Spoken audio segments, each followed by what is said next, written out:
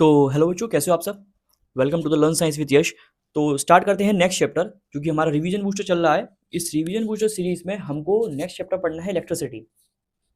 जैसे कि मैंने आप सबसे बोला था, मैं इलेक्ट्रिसिटी पढ़ाऊंगा। तो हम इलेक्ट्रिसिटी पढ़ते हैं और देखते हैं इलेक्ट्रिसिटी में क्या होता है। ठीक है, ये सबसे इंपॉर्टेंट चैप्टर है और सबसे अच्छा चैप्टर है। ठीक है, आपको समझ में आएगा। बस आप शांति से अच्छे से हेडफोन्स लगा लीजिए और सफर का आनंद लीजिए। तो चलो स्टार्ट करते हैं इलेक्ट्रिसिटी। देखो, मेरे बालों को देख के कोई हंसेगा नहीं सबसे पहले तो, क्योंकि कहते हैं कि ये जो बाल होते हैं, ये जो बाल होते हैं आपके, ये अहंकार का प्रतीक होते हैं। जितने बड़े आपके बाल होते जाएंगे उतना अहंकार आपके अंदर बढ़ता जाएगा। तो मेरे बाल बहुत ज़्यादा बड़े हो गए थे, तो मैंने सोचा इस अहंकार को हटा लिया जाए और बाल कटवा लिए जाए। चलो अब पढ़ते हैं हम इलेक्ट्रिसिटी। इलेक्ट्रिसिटी क्या होता है। सबसे पहले इलेक्ट्रिसिटी पढ़ने से पहले आपको पता होना चाहिए चार्जेस क्या होते हैं। आपको पता होना चाहिए कि चार्जेस क्या होते हैं। तो क्या होते हैं चार्जेस, तो मैंने आपको पढ़ाया था जब आपको मैंने केमिस्ट्री पढ़ाई थी। तो केमिस्ट्री में मैंने आपको बताया था कि चार्जेस क्या होते हैं। चार्जेस, इलेक्ट्रॉन और प्रोटॉन, वही चार्जेस हैं। चार्जेस होते हैं जब कोई एलिमेंट अपना इलेक्ट्रॉन डोनेट करे या फिर किसी से गेन कर ले। या तो डोनेट कर दे, या तो लूज कर दे, या फिर गेन कर ले, है ना। तब जब चार्ज चढ़ता है किसी एलिमेंट पर, वो होता है, उसी को बोलते हैं हम चार्ज। बोलते हैं जब कोई एलिमेंट किसी से इलेक्ट्रॉन ले ले, है ना, गेन कर ले, तब उस पर चढ़ता है निगेटिव चार्ज। तो वो जो चार्ज थे उस टाइम पे, जो चार्ज जनरेट हो रहे थे, वही चार्जेस के बारे में हम बात करेंगे। तो जैसे कि हम बात करते हैं चार्जेस, कौन सा चार्जेस होते हैं जो यहाँ पे वर्क करते हैं इलेक्ट्रिसिटी में, तो हम बोलते हैं इलेक्ट्रॉन्स। हम बोलते हैं इलेक्ट्रॉन्स, नेगेटिव चार्ज फ्लो करता है इस सर्किट में। तो सर ये नेगेटिव चार्ज ही फ्लो क्यों करता है, ये इलेक्ट्रॉन्स ही फ्लो क्यों करते हैं। तो देखो, इसका आंसर ये है कि जब भी हम एक एटम का स्ट्रक्चर बना रहे थे, जब हम एक एटम का स्ट्रक्चर बना रहे थे, तो क्या देख रहे थे कि बीच में जो न्यूक्लियस होता था, उस न्यूक्लियस में क्या होता था, तो न्यूट्रॉन होते थे। क्या होते थे, न्यूट्रॉन होते थे। और क्या होता था उसके अंदर, प्रोटॉन होते थे। तो प्रोटॉन जो है आपका पॉजिटिव चार्ज, वो न्यूक्लियस के अंदर बाउंडेड है ना। लेकिन फ्रीली मस्त मौला अंदाज में कौन घूम रहा है, ये घूम रहे हैं इलेक्ट्रॉन्स। कौन घूम रहा है, इलेक्ट्रॉन्स घूम रहे हैं। ठीक है, कौन घूम रहा है, इलेक्ट्रॉन्स घूम रहे हैं। ठीक है, तो वो जो इलेक्ट्रॉन्स घूम रहे हैं, यही तो डोनेट होते हैं, यही तो ट्रांसफर होते हैं और गेन होते हैं। तो इसीलिए हम जो चार्ज की बात करते हैं, जब किसी सर्किट में चार्ज की बात करते हैं, तो उस टाइम पे हम इलेक्ट्रॉन्स की ही बात कर रहे होते हैं। इतना आपको समझ में आ गया चार्जेस वगैरह। तो चार्ज तो मैं पहले ही पढ़ा चुका हूँ, थोड़ा सा मैंने इसका ओवरव्यू आपको फिर से दे दिया। अब मेरी बात सुनो ध्यान से, इलेक्ट्रिसिटी हमको पढ़ना है। अब इलेक्ट्रिसिटी के बारे में थोड़ा सा अपन बात कर लेते हैं। अच्छा, आप मेरे को ये बताइए, विदाउट इलेक्ट्रिसिटी क्या आप अपनी लाइफ को इमेजिन कर सकते हो। आप सोच सकते हो बिना इलेक्ट्रिसिटी की आपकी लाइफ कैसी होगी। तो इलेक्ट्रिसिटी हमारे जीवन का एक अभिन्न अंग बन चुका है ना। It is like a part of a life. ये एक तरीके से बोल सकते हैं हम, एक पार्ट ऑफ लाइफ बन चुका है इलेक्ट्रिसिटी। ठीक है, तो इलेक्ट्रिसिटी इसीलिए बहुत ज्यादा इंपॉर्टेंट हो जाता है, और हम इसको पढ़ेंगे, बहुत अच्छे से पढ़ेंगे। क्लास 10 आपकी बहुत शानदार क्लास है। इसमें आप अपने जीवन में जितनी चीजें हो रही होती हैं उसके बारे में बहुत चीज जानोगे आप। समझ में आया आपको। चलो सबसे पहले अपन पढ़ते हैं इलेक्ट्रोस्टैटिक क्या होता है, फिर देखते हैं इलेक्ट्रोडायनेमिक क्या होता है। इलेक्ट्रोस्टैटिक, मैंने आपको चार्ज के बारे में बताया। जब भी हम चार्ज को रेस्ट की पोजीशन में पढ़ते हैं, जब चार्ज रेस्ट की पोजीशन पे आता है, उस साइंस को जब हम पढ़ते हैं, उस साइंस को बोल देते हैं इलेक्ट्रोस्टैटिक।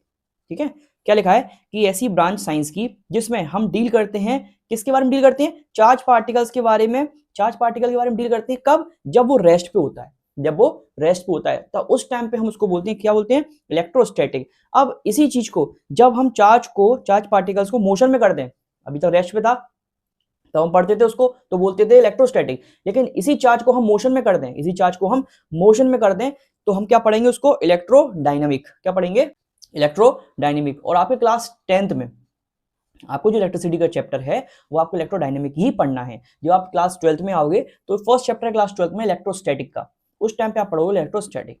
ठीक है, चलो आई होप आपको ये दो टर्म समझ में आएंगे कि इलेक्ट्रोस्टैटिक क्या होता है और इलेक्ट्रोडायनेमिक क्या होता है। इलेक्ट्रोस्टैटिक होता है जब चार्ज रेस्ट पे होता है, उस टाइम पे जब हम उसकी स्टडी करते हैं तब बोलते हैं इलेक्ट्रोस्टैटिक। और जब चार्ज मोशन पे होता है, उस टाइम पे हम उसकी जब स्टडी करते हैं तब उसको बोलते हैं हम इलेक्ट्रोडायनेमिक। ठीक है, इसको हम पढ़ेंगे। अब सर ये इलेक्ट्रिसिटी क्या होता है। इलेक्ट्रिसिटी होता है कि ये एक एनर्जी की ऐसी फॉर्म है जो कि अराइज होती है due to the flow of charge. किसकी वजह से, फ्लो ऑफ चार्ज की वजह से अराइज होती है।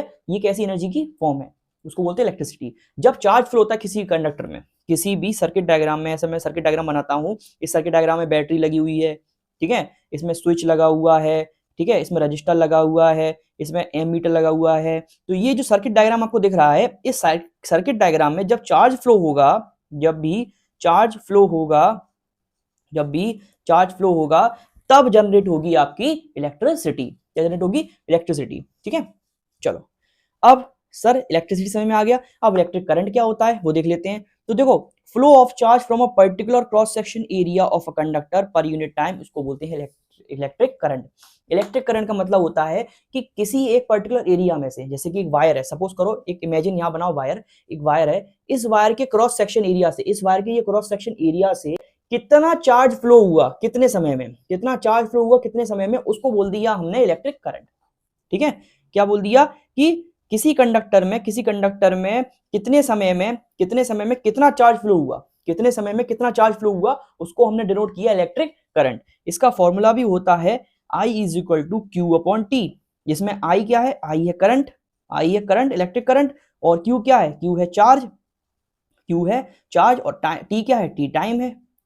ठीक है सर, ये करंट आपने बोला, करंट के बारे में क्या होता है? वो करंट एक ऐसी चीज है, करंट एक नॉमिनल टर्म है। करंट इसका मतलब होता है कि फ्लो, करंट का नॉर्मल मीन्स होता है फ्लो, जैसे कि पानी का बहना तो वाटर करंट, एयर का फ्लो होना तो एयर करंट। तो ऐसे पढ़ते हैं, आप ज्योग्राफी में पढ़ेंगे जब भी आप बड़े होंगे, 11th-12th में आएंगे, अगर आप आर्ट्स लेते हो तो आप पढ़ोगे ओशन करंट क्या होता है और ये वाटर करंट क्या होता है। ठीक है, तो करंट एक नॉर्मल टर्म है जिसको बोलते हैं हम फ्लो, जिसका मतलब है फ्लो। ठीक है, जब इलेक्ट्रिसिटी फ्लो हो रही है, तो हमने बोल दिया इलेक्ट्रिक करंट। क्या बोल दिया? Electric current. और इलेक्ट्रिसिटी कब फ्लो होती है? जब किसी सर्किट में चार्ज फ्लो होते हैं। क्या होते हैं? चार्ज फ्लो होते हैं। इतना समझ में आया आपको? चलो, ये एक मैंने कंडक्टर बनाया, ये एक वायर बनाया, इस वायर से, इस कंडक्टर से, इस इतने एरिया से कितना चार्ज फ्लो हुआ, कितना चार्ज फ्लो हुआ, कितना चार्ज फ्लो हुआ और कितने टाइम में हुआ, कितना चार्ज फ्लो हुआ और कितने टाइम में हुआ, उसको हमने बोल दिया इलेक्ट्रिक करंट। आई होप आपको मेरी बात समझ में आई होगी। ठीक है, चलो आगे बढ़ते हैं। इलेक्ट्रिक करंट की ऐसा यूनिट होती है एम्पियर। एम्पियर नाम के एक साइंटिस्ट थे जिन्होंने इसके बारे में बताया, इस वजह से उनके नाम पर ही हमने क्या रख दिया, इसकी ऐसा यूनिट। हमने नहीं रखा, उन्होंने रखा है। क्या रखा? एम्पियर क्या है? इसकी ऐसा यूनिट है। क्या है? ऐसा यूनिट है किसकी? इलेक्ट्रिक करंट की ऐसा यूनिट है एम्पियर, जिसको डिनोट करते हैं कैपिटल ए से। किससे डिनोट करते हैं? कैपिटल ए से। ठीक है, अच्छा, इलेक्ट्रिक करंट मेजर भी होता है, तो इलेक्ट्रिक करंट मेजर होता है एक इंस्ट्रूमेंट से। इस इंस्ट्रूमेंट का नाम है एमीटर। क्या नाम है? एमीटर। क्या नाम है उस इंस्ट्रूमेंट का? एमीटर। अच्छा, बेसिकली इसका एक और नाम है, इसको हम एम्पियर मीटर भी बोलते हैं। क्या बोलते हैं? Ampere metre. इसको हम एम्पियर मीटर भी बोलते हैं, लेकिन फॉर द कन्वीनियंस इसको हम एम्पियर मीटर भी बोल देते हैं। ठीक है, चलिए साहब।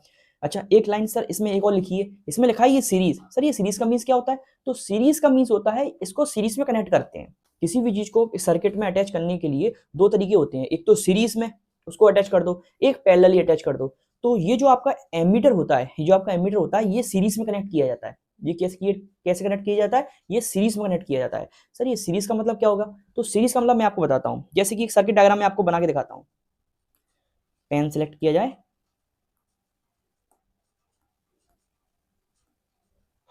देखो मैं एक सर्किट डायग्राम यहां बनाता हूं आपको। देखो, ये सर्किट डायग्राम बनाया, ये मैंने बैटरी लगाई, ठीक है, ये बैटरी लगाई, ये स्विच लगाया, ये लगाया स्विच, फिर बीच में हमने एक रजिस्टर लगा दिया सपोज, फिर आगे बढ़े, फिर देखो ये आपको दिख रहा है ना, ये अब यहां लगा दिया अपन ने एक एमीटर, ये होता है एमीटर का सिंबल, ये लगा दिया एमीटर। ठीक है, ये कैसे कनेक्ट है? कैसे देख रहे हो? ये आप सीरीज में कनेक्ट है। कैसे कनेक्ट है? सीरीज में। सर ये सीरीज का मतलब कैसे? तो देखो, ये बैटरी कनेक्ट है, यहीं पे देखो, यहीं पे स्विच दिख रहा है आपको, इसी लाइन में रजिस्टर दिख रहा है, और इसी लाइन में आपको एमीटर दिख रहा है। तो ये क्या है? सीरीज है। जैसे एक ही लाइन में, एक ही सीट में सब कुछ कनेक्ट होना, उसको बोलते हैं सीरीज में कनेक्ट होना। ठीक है, तो ये सीरीज में कनेक्ट है, इसको बोलते हैं एमीटर। और एमीटर कनेक्ट कैसे होता है? हमेशा सीरीज में कनेक्ट होता है। और एक होता है पैरेलल कनेक्शन। वो पैरेलल कनेक्शन किसका होता है? वो होता है वोल्ट मीटर का। इसका होता है वोल्ट मीटर का, समझ रहे हो? वोल्ट मीटर आगे पढ़ाएंगे। अच्छा, पैरेलल कैसे कनेक्ट होगा? तो पैरेलल कुछ इस तरीके से कनेक्ट होता है, देखो इस तरीके से, वोल्ट मीटर इस तरीके से कनेक्ट होता है पैरेलल। ठीक है, ये देखो इसके पैरेलल है इसके पैरेलल, तो इस तरीके से पैरेलल कनेक्ट होता है। वो आगे पढ़ाएंगे, उसकी टेंशन नहीं लो, आगे देखते हैं। अच्छा, अभी नेक्स्ट टाइम आता है कि डायरेक्शन ऑफ करंट सर क्या होती है, तो करंट की डायरेक्शन क्या होती है, तो देखो करंट की डायरेक्शन होती है पॉजिटिव टू निगेटिव।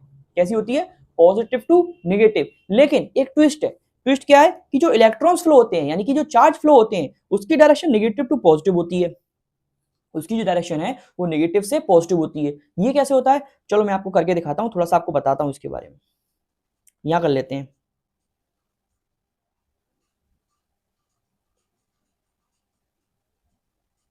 जगह जगह जगह, चलो यहां कर लेते हैं, चलो यहां पे समझ लेते हैं।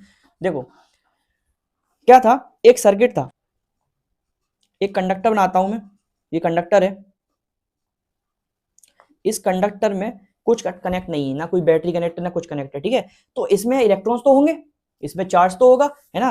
तो इसमें जो इलेक्ट्रॉन्स होंगे वो कहीं पर भी मूव कर रहे होंगे, इसमें जो इलेक्ट्रॉन्स होंगे वो कहीं पर भी रैंडमली डायरेक्शन में मूव कर रहे होंगे, रैंडम डायरेक्शन में मूव कर रहे होंगे, ठीक है। इसके जो चार्जेस होंगे वो रैंडम डायरेक्शन में मूव कर रहे होंगे। लेकिन जैसे ही हमने क्या करा, जैसे ही हमने एक पोटेंशियल डिफरेंस इसमें दिया, जैसे ही हमने इसमें पोटेंशियल डिफरेंस लगाया, जैसे ही हमने इसमें पोटेंशियल डिफरेंस अप्लाई किया, सर ये पोटेंशियल डिफरेंस आपने क्या बता दिया, अभी तो आपने पढ़ाया नहीं इसके बारे में। तो पोटेंशियल डिफरेंस ना समझ के आप समझ लो, जैसे ही हमने बैटरी कनेक्ट की, जैसे ही हमने बैटरी कनेक्ट की, इसके जो चार्जेस थे जो इधर उधर उधर उधर भाग रहे थे एकदम से स्ट्रेट हो जाते हैं, अटेंशन पोजीशन में आ जाते हैं और वो अपनी डायरेक्शन में चलने लगते हैं। डायरेक्शन में चलने लगते हैं, किस डायरेक्शन में चलेंगे, वो किस डायरेक्शन में चलेंगे, इलेक्ट्रॉन्स। तो मैंने आपको बताया इलेक्ट्रॉन्स जो मूव करते हैं वो नेगेटिव टू पॉजिटिव करते हैं ना। वो क्यों करते हैं, देखो ये जो इलेक्ट्रॉन्स हैं, ये जो इलेक्ट्रॉन्स हैं, अभी कलर चेंज करता हूं मैं एक सेकंड, ये जो आप इलेक्ट्रॉन्स देख रहे हो अभी जो रैंडम डायरेक्शन में मूव कर रहे थे, एकदम से जैसे ही अपन ने बैटरी कनेक्शन, इसमें बैटरी कनेक्शन दिया तो फिर क्या हुआ, तो उसमें क्या होता है, मैं दोबारा से बनाता हूं। जैसे ही अपन ने बैटरी का कनेक्शन दिया, जैसे ही अपन ने बैटरी का कनेक्शन दिया तो इसमें क्या देखेंगे हम, इसके जितने भी इलेक्ट्रॉन्स थे, जितने भी इसमें इलेक्ट्रॉन्स थे, जितने भी इलेक्ट्रॉन्स थे वो एकदम अटेंशन पोजीशन में आ जाते हैं और पॉजिटिव की तरफ भागने लगते हैं। पॉजिटिव तरफ क्यों भागेंगे, क्योंकि हमें पता है इलेक्ट्रॉन्स पे कितना चार्ज होता है, इलेक्ट्रॉन्स पे होता है नेगेटिव चार्ज। इलेक्ट्रॉन्स कैसे होते हैं, नेगेटिवली चार्ज होते हैं ना, तो वो कहाँ जाएंगे, पॉजिटिव की तरफ जाएंगे ना। तो पॉजिटिव कहाँ है, यहाँ पर पॉजिटिव है, ये नेगेटिव है, ठीक है। तो जैसे ही हमने देखा, जैसे ही हमने बैटरी लगाई, जैसे ही हमने बैटरी कनेक्ट की, तो हम क्या देखते हैं, वो एकदम से कैसे हो गए, एकदम से अपनी पोजीशन पे ले लिया उन्होंने और वहां पर मूव करने लगे। कहाँ मूव करने लगे, पॉजिटिव डायरेक्शन में मूव करने लगे चार्जेस, ठीक है, इलेक्ट्रॉन्स। जैसे ही हमने पोटेंशियल डिफरेंस लगा दिया या फिर बोला जाए जैसे ही हमने बैटरी का कनेक्शन दे दिया, ठीक है। तो यहां से आपको क्या कंक्लूजन मिल रहा है कि जो इलेक्ट्रॉन्स हैं वो कहां मूव कर रहे हैं, वो इस डायरेक्शन में कर रहे हैं, यानी कि अपोजिट टू द करंट। तो करंट तो हमें पता है पॉजिटिव से नेगेटिव बहता है, ऐसे बहता है करंट, तो करंट तो ऐसे बहता है, इस तरीके से करंट बहता है पॉजिटिव से नेगेटिव। लेकिन जैसे ही हमने इसमें बैटरी लगाई, जैसी करंट इसमें बहा, जैसी करंट इसमें चालू हुआ, तो क्या हुआ, ये जो चार्जेस थे इसके अंदर, इसके अंदर जो चार्जेस थे वो पॉजिटिव की तरफ जाना स्टार्ट कर दिया। तो हम इस बेस पे इसको कह देते हैं कि जो इलेक्ट्रॉन्स का फ्लो होता है, जो इलेक्ट्रॉन्स का फ्लो होता है वो नेगेटिव टू पॉजिटिव होता है, नेगेटिव टू पॉजिटिव होता है। आई होप आपको समझ में आया होगा, ठीक है। इसमें कोई रॉकेट साइंस ज़्यादा था नहीं, मैं समझ गया कि आपको समझ में आ गया होगा, आप इसको भी नोट कर लेना, ठीक है। बाकी निश्चिंत रहिए, बिल्कुल टेंशन मत लीजिए, मेरे नोट्स आपको मिलते रहेंगे। ये जो नोट्स हैं जो मैंने इसमें पीपीटी बनाई है, जो इसमें प्रेजेंटेशन मैंने इसमें तैयार की है, वो मेरे नोट से ही तैयार की है और बहुत शानदार पीपीटी है, आप यहाँ से भी नोट कर सकते हो, ठीक है। चलो आगे बढ़े, आगे देखते हैं। तो हम कहाँ पढ़ रहे थे, कहाँ पे थे कि डायरेक्शन जो करंट की होती थी वो पॉजिटिव से नेगेटिव होती थी, ये समझ लिया। और डायरेक्शन जो इलेक्ट्रॉन्स की थी वो नेगेटिव से पॉजिटिव थी, और उसका हमने एक्सपेरिमेंट भी देख लिया किस तरीके से, ठीक है। अच्छा एक चीज और देख लो, यहाँ पे जो चार्ज होता है वो NeV भी होता है, यानी कि जो Q होता है Q इक्वल टू NeV भी होता है, जिसका फॉर्मूला चार्ज का, जिसमें जो Q है वो क्या है, चार्ज है। N जो है वो नंबर ऑफ इलेक्ट्रॉन्स है, क्या है, नंबर ऑफ इलेक्ट्रॉन, कितने इलेक्ट्रॉन्स है, नंबर ऑफ इलेक्ट्रॉन्स है। E जो है, E क्या है, चार्ज ऑन इलेक्ट्रॉन, इलेक्ट्रॉन पे चार्ज, E क्या है, E है चार्ज ऑन इलेक्ट्रॉन, इलेक्ट्रॉन पर, एक इलेक्ट्रॉन पे चार्ज, एक इलेक्ट्रॉन पे कितना चार्ज होता है, एक इलेक्ट्रॉन पे कितना चार्ज होता है, अभी आगे बताएंगे, निकाल के बताएंगे प्रॉपर, ठीक है। अच्छा मैंने आपको बताया था कि करंट की ऐसा यूनिट होती है एम्पियर, करंट की ऐसा यूनिट होती है एम्पियर, लेकिन जब हम इसको बहुत छोटे स्केल में देखते हैं तब उसको हम पढ़ लेते हैं मिली एम्पियर और माइक्रो एम्पियर, मिली एम्पियर और माइक्रो एम्पियर। मिली एम्पियर होता है 10 की पावर -3 एम्पियर और माइक्रो एम्पियर होता है 10⁻⁻6 एम्पियर। ठीक है, चलो अब मेरे को आप एक क्वेश्चन बताओ, एक क्वेश्चन का आंसर दो कि व्हाट अबाउट 1 एम्पियर। 1 एम्पियर का मतलब क्या होगा, 1 एम्पियर कैसे डिफाइन करोगे, अब आप बताओ। पहले वीडियो को पॉज करो और अगर आपसे बन पा रहा है तो आप एक फटाफट से रजिस्टर में नोट करो डेफिनेशन और कमेंट में उसको लिख के मेरे को सेंड करो। ठीक है, फिर मैं बताता हूं। देखो 1 एम्पियर क्या होगा, अभी मैंने करंट क्या पढ़ाया आपको, करंट आपको मैंने क्या पढ़ाया, करंट मैंने आपको पढ़ाया कि I इक्वल टू होता है Q upon T. I equal to क्या होता है, Q अपॉन टी। I क्या है, I करंट है, I करंट है। और करंट की ऐसा यूनिट क्या होती है, एम्पियर। यानी कि अगर मैं एम्पियर को 1 कर दूं, 1 एम्पियर कर दूं और सबको 1 1 कर दूं, चार्ज, चार्ज की ऐसा यूनिट होती है बेटा, देखो चार्ज होता है, चार्ज की ऐसा यूनिट होती है कूलॉम, चार्ज की ऐसा यूनिट होती है कूलॉम। क्या होती है, कूलॉम। चार्ज की ऐसा यूनिट होती है कूलॉम। ठीक है, क्या होती है, कूलॉम। ठीक है, और टाइम, टाइम की ऐसा यूनिट होती है क्या, टाइम की ऐसा यूनिट होती है सेकंड। क्या होती है, सेकंड। ठीक है, अगर मैं इन सबको 1 1 कर दूं, यानी कि 1 एम्पियर करंट, 1 कूलॉम चार्ज और यहाँ पर 1 सेकंड टाइम, ये कर दूं। ठीक है, तो अब आप डिफाइन कर लोगे कि 1 एम्पियर क्या होता है। तो आप कैसे लिख सकते हो कि 1 ampere, 1 ampere is define as when 1 coulomb charge is flow in a conductor। किसी एक कंडक्टर में 1 कूलॉम चार्ज, कंडक्टर बोल दो या सर्किट बोल दो, किसी भी एक कंडक्टर में 1 कूलॉम चार्ज फ्लो होगा, कब, इन 1 सेकेंड, इन 1 सेकेंड, 1 सेकेंड में, 1 सेकेंड में 1 कूलॉम चार्ज जब फ्लो होगा तब हम बोलेंगे 1 एम्पियर बन रहा है करंट। ठीक है, इसको ऐसे डिफाइन करेंगे। ये इंपॉर्टेंट है, ध्यान रखना, हल्के में मत लेना इसको, इंपॉर्टेंट है, नोट कर लेना इसको। ठीक है, चलो आगे देखें। तो इतना आपको अगर समझ में आया होगा तो अब क्या करते हैं, अपन क्वेश्चन करते हैं। कुछ क्वेश्चन कर लेते हैं, जैसे कि पहला क्वेश्चन ये रहा, ये देख लेते हैं पहले क्या है क्वेश्चन। देखो पहला क्वेश्चन लिखा है कि calculate how many electrons make 1 Coulomb charge. यानी कि कितने इलेक्ट्रॉन्स मिलके 1 कूलॉम चार्ज बनाएंगे, कितने इलेक्ट्रॉन्स मिलके 1 कूलॉम चार्ज बनाएंगे। बताओ उसका आंसर कैसे बताओगे आप, बताओ। देखो हमें पता है कि एक इलेक्ट्रॉन में कितने चार्ज होते हैं, 1.6 इंटू 10⁻⁻19 कूलॉम।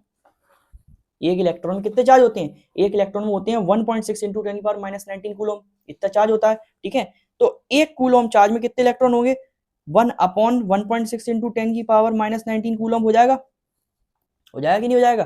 ठीक है, फिर आप क्या करोगे, फिर जब आप इसको सोल्व करोगे, कूलॉम नहीं इलेक्ट्रॉन होंगे, इतने इलेक्ट्रॉन्स होंगे। ठीक है, 1 कूलॉम में कितने इलेक्ट्रॉन होंगे, 1/1.6 इंटू 10⁻⁻19 इलेक्ट्रॉन्स। ठीक है, इतने इलेक्ट्रॉन होंगे, इसको सोल्व कर लेना। इसको जब आप सोल्व करोगे तो आपका आंसर निकल के आएगा 6.25 इंटू 10⁻18 इलेक्ट्रॉन्स, 10⁻18 इलेक्ट्रॉन्स, ये निकल के आएगा आंसर आपका। ठीक है, ये क्वेश्चन हो गया। चलो दूसरा क्वेश्चन देख लेते हैं एक बार।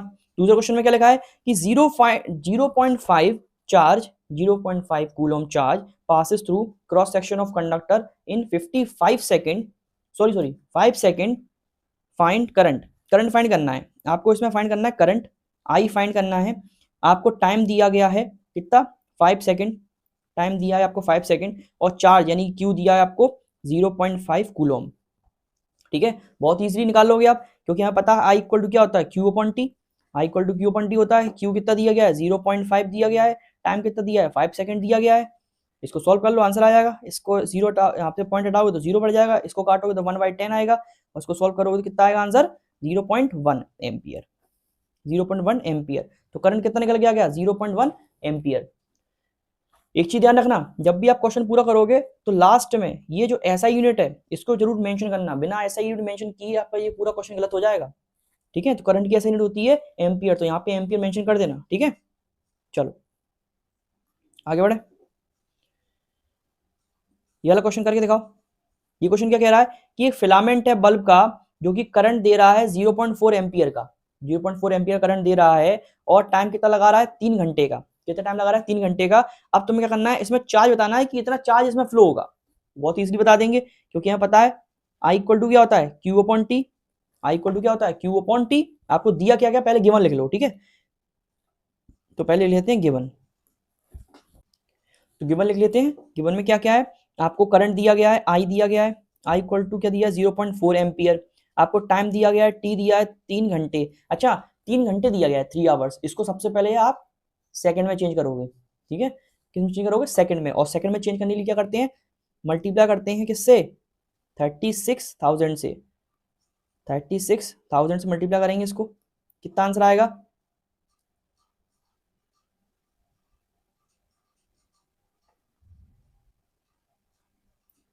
10,800 सेकेंड, ठीक है। इसका पहले आपने कन्वर्ट कर लिया सेकंड में। अब सॉल्व करो आप, आपको क्यू निकालना है, तो यहां से क्यू कैसे निकालोगे, क्यू यहां बना रहेगा और ये ऊपर पहुंच जाएगा, तो आई टी हो जाएगा। अब यहां सॉल्व कर लो, क्यू इक्वल टू क्या होता है, I T. Q equal to I कितना है, 0.4 इंटू सेकेंड टाइम कितना है, 10800, ठीक है। इसमें से जब आप निकालोगे क्यू कितना आएगा, मैं नहीं कर रहा, खुद सॉल्व करो, मेरी आदत पड़ जाएगी नहीं तुम लोगों को, मुझे पता है 100%। तो यहाँ पे क्या निकल के आया, चार्ज इक्वल टू, निकालो खुद से, इसका मल्टीप्लाई इसमें दो, आंसर आ जाएगा, खुद करना और मेरे को आंसर बताना कमेंट में, ठीक है। चलो आगे बढ़ते हैं। ये क्वेश्चन अपन ने कर लिए। अब नेक्स्ट टॉपिक ले लेते हैं कि पोटेंशियल डिफरेंस क्या होता है। पोटेंशियल डिफरेंस क्या होता है देख लेते हैं, ठीक है। तो देखो, दो टर्म्स आते हैं अपने सामने, एक होता है पोटेंशियल डिफरेंस और एक होता है इलेक्ट्रिक पोटेंशियल। एक होता है इलेक्ट्रिक पोटेंशियल और एक होता है पोटेंशियल डिफरेंस। ये दो टर्म्स आते हैं। मैं आपको गारंटी दे रहा हूँ, बहुत से बच्चे इन दोनों चीजों को सेम ही समझते हैं। आप किसी से पूछ लेना, मैं गारंटी दे रहा हूँ आपको, आप किसी से ही पूछ लेना। अगर आप पूछोगे कि बेटा इलेक्ट्रिक पोटेंशियल क्या होता है और पोटेंशियल डिफरेंस क्या होता है, तो लगभग मैं मान के चलता हूँ लगभग 20-30% बच्चे ऐसे होंगे जो बोल देंगे सर ये दोनों एक ही चीज है। लेकिन नहीं, डिफरेंस होता है। क्या डिफरेंस होता है मैं आपको बताता हूँ। देखो, सबसे पहले ये समझो कि इलेक्ट्रिक पोटेंशियल और पोटेंशियल डिफरेंस होता क्या है। तो क्या होता है, देखो, इलेक्ट्रिक पोटेंशियल का मतलब होता है कि अपन ने चार्ज को एक जगह से दूसरी जगह ले गए, तो उसमें अपन ने कितना काम किया, चार्ज को एक जगह से दूसरी जगह ले जाने में जितना वर्क डन किया, उसको बोलते हैं हम पोटेंशियल डिफरेंस। अब इसमें बीच में थोड़ा सा हेरा फेरी है, क्या है कि चार्ज को इन्फिनिटी से उठाकर किसी एक पर्टिकुलर पॉइंट पे ले जाना, चार्ज को इन्फिनिटी से उठाकर एक पॉइंट पे ले जाने में जितना वर्क डन होता है उसको बोलते हैं हम इलेक्ट्रिक पोटेंशियल। क्या बोलते हैं, इलेक्ट्रिक पोटेंशियल, ठीक है। कि work done in moving a charge particle from infinity to a particular point per unit charge, उसको बोलते हैं हम इलेक्ट्रिक पोटेंशियल, ठीक है। इलेक्ट्रिक पोटेंशियल का मतलब होता है कि किसी चार्ज को इन्फिनिटी से उठाकर किसी एक पर्टिकुलर पॉइंट पे ले जाना, किसी भी चार्ज को इन्फिनिटी से उठाकर किसी एक पर्टिकुलर पॉइंट पे ले जाने में जितना वर्क डन किया जाता है उसको बोलते हैं इलेक्ट्रिक पोटेंशियल, ठीक है। इतना समझ में आया। अब पोटेंशियल डिफरेंस क्या होता है, पोटेंशियल डिफरेंस होता है किसी चार्ज को ए पॉइंट से बी पॉइंट तक ले जाना, ए पॉइंट से बी पॉइंट तक ले जाने में जितना वर्क डन लगता है उसको बोलते हैं पोटेंशियल डिफरेंस। यानी कि यहां पर क्या होता है, ये गिवन हो जाता है कि एक पॉइंट से दूसरे पॉइंट तक ले जाना है। जब गिवन हो कि एक पॉइंट से दूसरे पॉइंट तक ले जाना है तब हम बोलते हैं पोटेंशियल डिफरेंस। लेकिन जब गिवन ना हो, जब इन्फिनिटी से उठा रहे हो, किसी चार्ज को इन्फिनिटी से उठाकर किसी पर्टिकुलर पॉइंट पे ले जा रहे हो, तब हम बोलते हैं उसको इलेक्ट्रिक पोटेंशियल, ठीक है। ये दोनों टर्म में आपको मतलब समझ में आ गया। क्या होता है, work done in moving a charge particle from infinity to a particular point, infinity से उठाकर एक पर्टिकुलर पॉइंट तक ले जाना, उसको बोल दिया अपने इलेक्ट्रिक पोटेंशियल। लेकिन पोटेंशियल डिफरेंस क्या होता है कि work done in moving a charge particle from given point two another point, किसी एक पॉइंट से ए पॉइंट से बी पॉइंट तक चार्ज पार्टिकल को उठाकर यहां पर ले आना, इस चीज को बोलते हैं हम क्या, पोटेंशियल डिफरेंस। क्या बोलते हैं, पोटेंशियल डिफरेंस। आई होप आपको ये अब समझ में आ गया होगा अच्छे से, ठीक है। चलो आगे बढ़ते हैं। इलेक्ट्रिक पोटेंशियल को डिनोट करते हैं वी से, कैपिटल वी से। किसे डिनोट करते हैं, कैपिटल वी से, ठीक है। इसका फॉर्मूला होता है, जैसे मैंने आपको बताया कि इसका मतलब क्या होता है कि चार्ज को एक जगह से दूसरी जगह तक ले जाने में जो वर्क डन किया जाता है उसको पोटेंशियल डिफरेंस बोलते हैं। तो वही होता है work done upon charge, W upon Q, work done upon charge W upon Q, इसको बोल दिया पोटेंशियल डिफरेंस। इसकी SI यूनिट होती है जूल पर कूलम, होती है और वोल्ट भी होती है। क्या होती है, जूल पर कूलम और वोल्ट, जूल पर कूलम और वोल्ट। ठीक है, जूल पर कूलम सर कैसे होती है, देखो हमें पता है इसका फॉर्मूला क्या होता है, इसका फॉर्मूला होता है W upon Q. W upon Q, W होता है वर्क डन, W होता है वर्क डन, और वर्क डन की ऐसा यूनिट होती है जूल, वर्क डन की ऐसा यूनिट होती है जूल, और चार्ज की ऐसा यूनिट होती है कूलम। क्या होती है, कूलम। वर्क डन की ऐसे ऐसा यूनिट होती है जूल, और चार्ज की ऐसा यूनिट होती है कूलम, तो इसीलिए जूल पर कूलम, ये तो ये हो गया। और वोल्ट तो होती है। ठीक है, फिर उसके बाद जैसे कि करंट को मेजर करने के लिए एक अलग से इंस्ट्रूमेंट था, उसको बोलते थे हम क्या क्या बोलते थे उसको हम बोलते थे एमीटर। ये क्या टेढ़ा हो गया भाई, करंट को मेजर करने के लिए एक इंस्ट्रूमेंट था जिसको हम बोलते थे एमीटर। इसको भी, पोटेंशियल डिफरेंस को भी मेजर करने के लिए एक इंस्ट्रूमेंट होता है जिसको हम बोलते हैं वोल्ट मीटर। क्या बोलते हैं, वोल्ट मीटर। और मैंने आपको उस टाइम बताया था कि करंट को मेजर जो करता है उसको बोलते हैं एमीटर, और उस एमीटर को कैसे कनेक्ट करते थे, सीरीज में। कैसे कनेक्ट करते थे, सीरीज में। लेकिन जो वोल्ट मीटर है इसको कनेक्ट करते हैं अपन पैरेलल। कैसे कनेक्ट करते हैं, पैरेलल। कैसे करते हैं देखो मैं बताता हूँ बना के, मैं आपको बना के दिखाता हूँ। जैसे कि सर्किट डायग्राम बनाया मैंने, सर्किट डायग्राम में आपने क्या लगाया, पहले बैटरी लगाई, बैटरी लगाई आपने, स्विच लगाया, स्विच लगा के यहाँ बल्ब लगा दिया, बल्ब लगा दिया। ठीक है, रजिस्टर लगा दिया, रजिस्टर लगा दिया, तो यहाँ पर बीच में एमीटर भी लगा दो। अब वोल्ट मीटर कैसे लगाएंगे, वोल्ट मीटर आप लगाओगे ऐसे, ये लग गया वोल्ट मीटर। ठीक है, समझ में आ गया आपको, तो ऐसे लगता है पैरेलली, और ये है एमीटर, इसको लगता है सीरीज में। ठीक है, चलो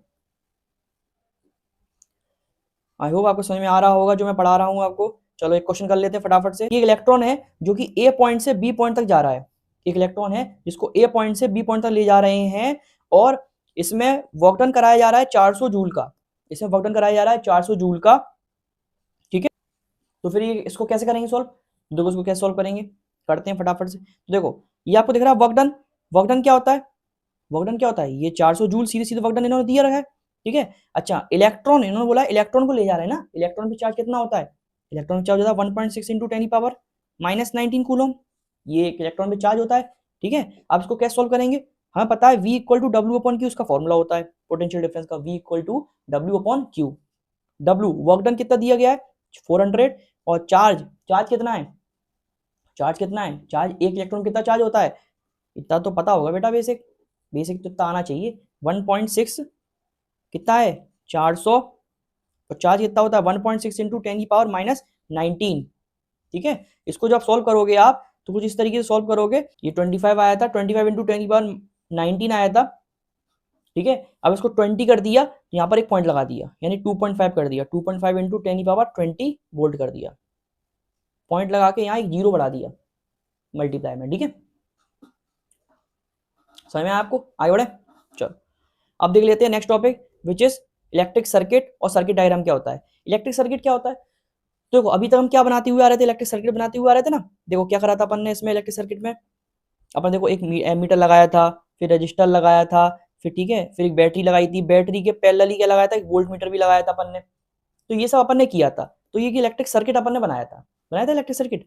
तो ये जो सर्किट है ये क्या है, ये क्लोज्ड सर्किट है पूरा, क्या है, क्लोज्ड सर्किट है, तभी से एक इलेक्ट्रिक करंट फ्लो होगा, एक क्लोज सर्किट होगा तभी इलेक्ट्रिक करंट फ्लो होगा, बीच में से कहीं अगर कट गया है ना तो क्या होगा, इलेक्ट्रिक करंट का फ्लो उस जगह रुक जाएगा, उस जगह रुक जाएगा। ठीक है, तो क्या होता है इलेक्ट्रिक सर्किट, ये कंटिन्यूअस और क्लोज्ड पाथ होता है इलेक्ट्रिक करंट का, इलेक्ट्रिक करंट का एक कंटिन्यूअस, यानी पूरे देखो यहां से चला करंट, अगर देखो कंटिन्यू चल रहा है कि नहीं चल रहा है, देखो तो ये कंटिन्यूअस है और एक क्लोज्ड है, देखो बंद है कि नहीं, तो एक कंटिन्यूअस और क्लोज्ड पाथ है इलेक्ट्रिक करंट का, उसको बोलते हैं इलेक्ट्रिक सर्किट, बस इजी, और कुछ नहीं। ठीक है, चलो अब देखो कुछ कुछ डायग्राम देख लो, जैसे कुछ डायग्राम एनसीईआरटी में आप बने हुए हैं, जैसे कि सेल होता है इलेक्ट्रिक सेल कुछ इस तरीके से बनाते हैं। इसमें जो बड़ा वाला जो डंडा होता है वो प्लस को डिनोट करता है, छोटा वाला डंडा होता है वो निगेटिव को डिनोट करता है। फिर कई सारे अपन ने ऐसी सेल्स लगाए, कई सारे ऐसे सेल लगा दिए, तो वो कॉम्बिनेशन ऑफ सेल को क्या बोलते हैं, बैटरी। कई सारे सेल में मिलकर क्या बना देते हैं, बैटरी बना लेते हैं। कैमरा हिल गया मेरा, कई सारे सेल मिलकर क्या बना लेते हैं, बैटरी बना लेते हैं। ठीक है, फिर एक प्लग की बना लेते हैं जिसमें स्विच ओपन है, तो उस तरीके से उसको डिनोट करते हैं। एक प्लग की बनाते हैं जिसमें स्विच क्या है, क्लोज्ड है, उसको इस तरीके से बना लेते हैं। वायर जब ज्वाइंट होता है तो इस तरीके से बनाते हैं, एक ऐसा ऐसा लाइन कर दिया एक ऊपर से लाइन कर दिया और यहाँ पर ऐसे सर्कल कर दिया, तो वायर ज्वाइंट का अपन ने बना लिया। फिर एक वायर अगर क्या है क्रॉस कर रहा है, एक वायर दूसरे वायर से क्रॉस कर रहा है तो किस तरीके से बनाते हैं, एक लाइन कर दी, फिर एक वायर लिया, फिर ऊपर से क्रॉस करा दिया, इस तरीके से बनता है, ठीक है। फिर इलेक्ट्रिक बल्ब कैसे बनाते हैं, इलेक्ट्रिक बल्ब बनाते हैं इस तरीके से, ये देखो ये इलेक्ट्रिक बल्ब है, ठीक है। चलो फिर एक रजिस्टर कैसे लगाते हैं, रजिस्टर कैसे लगाते हैं, ऐसे करके ऐसे ऐसे जिगजैग लाइन कर देते हैं तो क्या बन जाता है, एक रजिस्टर बन जाता है। फिर वेरिएबल रेजिस्टेंस कैसे लगाते हैं, वेरिएबल रेजिस्टेंस को हम रियोस्टेट ही बोलते हैं। सर ये वेरिएबल रेजिस्टेंस क्या होता है या रियोस्टेट क्या होता है, तो मैं बताता हूँ। वेरिएबल रेजिस्टेंस या फिर रियोस्टेट होता है एक ऐसा डिवाइस होता है जो रेजिस्टेंस को रेगुलेट करता है। क्या करता है, रेजिस्टेंस को रेगुलेट करता है, यानी कितना रेजिस्टेंस होना चाहिए, कितना कम होना चाहिए, कितना ज्यादा होना चाहिए, उसको रेगुलेट करता है, ठीक है। ये होता है रियोस्टेट या फिर वेरिएबल रेजिस्टेंस। फिर आता है एमीटर, एमीटर तो मैंने बता ही चुका हूँ आपको किस तरीके से इसका सिंबल बनता है, इस तरीके से। फिर आता है वोल्ट मीटर, वोल्ट मीटर का सिंबल बनता है इस तरीके से, ठीक है। चलो अब फटाफट से नेक्स्ट टॉपिक कर लेते हैं। वो नेक्स्ट टॉपिक है ओम्स लॉ। क्या है, ओम्स लॉ। तो ओम्स लॉ क्या होता है, उसको समझने से पहले आप मेरी थोड़ी बात समझिए। देखो जैसे कि एक पानी फ्लो होता है, जैसे कोई लिक्विड फ्लो होता है, तो वो लिक्विड फ्लो कब होता है, वो लिक्विड फ्लो होता है प्रेशर डिफरेंस के कारण। किसके डिफरेंस के कारण, प्रेशर डिफरेंस के कारण। यानी कि अगर कोई लिक्विड फ्लो हो रहा है तो कहीं पर प्रेशर का डिफरेंस होगा तभी लिक्विड फ्लो होगा, यानी कि लिक्विड का अगर प्रेशर डिफरेंस नहीं होगा तो लिक्विड फ्लो नहीं होगा। उसी तरीके से करंट भी जब फ्लो होता है, करंट का फ्लो होता है जब पोटेंशियल डिफरेंस होता है। करंट फ्लो होता है कब, जब पोटेंशियल का डिफरेंस होता है, ठीक है। जैसे कि पानी जब फ्लो होता है जब प्रेशर डिफरेंस होता है, तो जैसे ही जब करंट फ्लो होता है कब होता है, जब पोटेंशियल डिफरेंस होता है। आप अपने घरों में पानी टंकियों में पानी भरवाते हो, पानी टंकी ऊपर लगी होती है छत पे और पानी भरता है, तो कैसे भरता है, नीचे मोटर लगी होती है, वो एक प्रेशर क्रिएट करती है। क्या क्रिएट करती है, प्रेशर क्रिएट करती है, तब जाके पानी ऊपर पहुंचता है, तब जाके पानी ऊपर पहुंचता है ना। तो इसी तरीके से एक पोटेंशियल डिफरेंस होता है, पोटेंशियल डिफरेंस क्रिएट होता है कि सर्किट में पोटेंशियल डिफरेंस क्रिएट होता है, तब जाकर चार्ज फ्लो होता है, और चार्ज फ्लो होता है वहां पे करंट बनता है। मेरी बात समझ रहा हो। तो ये जो रिलेशन है, ये रिलेशन बताने वाले एक साइंटिस्ट थे जिनका नाम था सर साइमन ओम, ठीक है। वो आए, उन्होंने आते ही क्या कहा, उन्होंने आते ही कहा कि पोटेंशियल डिफरेंस जो है वो करंट के डायरेक्टली प्रोपोर्शनल है। पोटेंशियल डिफरेंस जो है वो करंट के डायरेक्टली प्रोपोर्शनल है। कहने का मतलब ये है कि अगर पोटेंशियल डिफरेंस बढ़ेगा तो करंट भी बढ़ेगा, और पोटेंशियल डिफरेंस घटेगा तो करंट भी घटेगा। ये आपस में कैसे हैं, डायरेक्टली प्रोपोर्शनल है, ठीक है, डायरेक्टली प्रोपोर्शनल है। अब आगे बढ़ते हैं, अब थोड़ा सा इसका डेरिवेशन करते हैं, थोड़ा सा आगे और स्कोर बढ़ाते हैं। तो हमें पता है अगर पोटेंशियल डिफरेंस डायरेक्टली प्रोपोर्शनल है करंट के, यानी कि V is directly proportional to I, तो जब भी हम डायरेक्टली प्रोपोर्शनल का साइन हटाते हैं तो इक्वल टू का साइन आता है और एक साथ में कांस्टेंट आता है। क्या आता है, एक साथ में कांस्टेंट आता है। तो उस कांस्टेंट को हमने इसमें नाम दे दिया R। क्या नाम दे दिया, R। R क्या है, R एक कांस्टेंट है, R एक कांस्टेंट है, जिस कांस्टेंट को हम बोलेंगे विच इज कॉल्ड रेजिस्टेंस। क्या बोलेंगे, रेजिस्टेंस। R क्या है, R है यहाँ पे रेजिस्टेंस, ठीक है। सर अब एक नया टर्म आपने पैदा कर दिया रेजिस्टेंस, इसका मतलब क्या होता है, तो मैं आपको बताता हूँ। रेजिस्टेंस का मतलब होता है करंट का दुश्मन। रेजिस्टेंस का मीन्स होता है करंट का दुश्मन, ये करंट का दुश्मन है। कहने का मतलब ये है कि जब भी किसी सर्किट में रेजिस्टेंस ज्यादा होगा तो करंट वहां पर कम होगा, और करंट अगर ज्यादा हो रहा है, किसी सर्किट में करंट ज्यादा फ्लो हो रहा है, तो समझना रेजिस्टेंस में कम है। करंट क्या करता, रेजिस्टेंस क्या करता है, करंट को रोकता है। करंट अगर अपनी तेजी से आ रहा हो और रेजिस्टेंस अगर ज्यादा है तो उसी तेजी से वो रोकता है करंट को, ठीक है। तो रेजिस्टेंस होता है कि it resist the flow of current, it resist the flow of current, ठीक है, उसको बोलते हैं रेजिस्टेंस, ठीक है। समझ में आया आपको। चलो भाई आगे देखते हैं। सबसे पहले आप रेजिस्टेंस समझने से पहले आप इसका थोड़ा सा ग्राफ समझ लो कि पोटेंशियल डिफरेंस और करंट के बीच में ग्राफ कैसे बनता है। तो पोटेंशियल डिफरेंस और करंट के बीच में ग्राफ बनता है एक स्ट्रेट लाइन में। कैसे बनता है, स्ट्रेट लाइन में। क्यों बनता है, क्योंकि ये आपस में डायरेक्टली प्रोपोर्शनल है। जब भी आप ऐसे बनाओगे तो जो ऊपर पे वाई एक्सिस होता है, वाई एक्सिस पे आप पोटेंशियल डिफरेंस लोगे और एक्स एक्सिस पे आप करंट लोगे। वाई एक्सिस पे आप पोटेंशियल डिफरेंस लोगे और एक्स एक्सिस पे आप क्या लोगे, करंट लोगे। तो जैसे ही आप यहाँ बनाओगे, जैसे ही आप कोई भी नंबर प्लॉटिंग करोगे, जैसे मैं आपको कोई भी वैल्यू दूंगा तो आप प्लॉट करोगे, आप करके देखना। एनसीईआरटी में क्वेश्चन है एक, एनसीईआरटी में क्वेश्चन है, एनसीईआरटी एक्सरसाइज का क्वेश्चन है, उसमें करके देख लेना, वहां समझ में आया आपको। तो जैसे ही आप प्लॉट करोगे तो कुछ इस तरीके से पॉइंट प्लॉट होंगे, एक स्ट्रेट लाइन बनेगी। तो इस तरीके से ओम्स लॉ का ग्राफ बनता है, ओम्स लॉ का ग्राफ इस तरीके से बनता है, ठीक है, एक स्ट्रेट लाइन में। Are you getting my point. चलिए आगे देखते हैं। अब हम पढ़ रहे थे रेजिस्टेंस क्या होता है। तो रेजिस्टेंस एक कंडक्टर की ऐसी प्रॉपर्टी होती है कि वो करंट को क्या करे, अपोज करे, करंट के फ्लो को अपोज करे, करंट के फ्लो को अपोज करे, रोके, ठीक है, वो इसकी प्रॉपर्टी होती है, उसी को बोलते हैं रेजिस्टेंस। ठीक है, फिर से सुन लो, फिर बता रहा हूं कि it is a property of a conductor, ये कंडक्टर की ऐसी प्रॉपर्टी है कि क्या होता है, it oppose the flow of current in the circuit, क्या करता है ये, सर्किट में करंट के फ्लो को रोकता है। ठीक है, और हमने पढ़ा था V इक्वल टू होता है I R, V equal to I R अभी थोड़ी देर पहले पढ़ा, ओम्स लॉ। अब यहां से अगर R निकालेंगे तो R, आई नीचे आएगा इसके, तो R इक्वल टू हो जाएगा V अपॉन आई, क्या निकल के आएगा, R इक्वल टू क्या हो जाएगा, V अपॉन आई निकल के आ रहा है। इसका मतलब देखो कैसा है, ऊपर नीचे यानी कि इनवर्सली प्रोपोर्शनल है, यानी कि रेजिस्टेंस अगर बढ़ा तो वहां पे करंट घटा, और अगर करंट बढ़ा तो रेजिस्टेंस घटा। ठीक है, ये आपस में इनवर्सली प्रोपोर्शनल होते हैं। ऐसा यूनिट क्या होती है रेजिस्टेंस की, रेजिस्टेंस की ऐसा यूनिट होती है ओम, क्या होती है, ओम।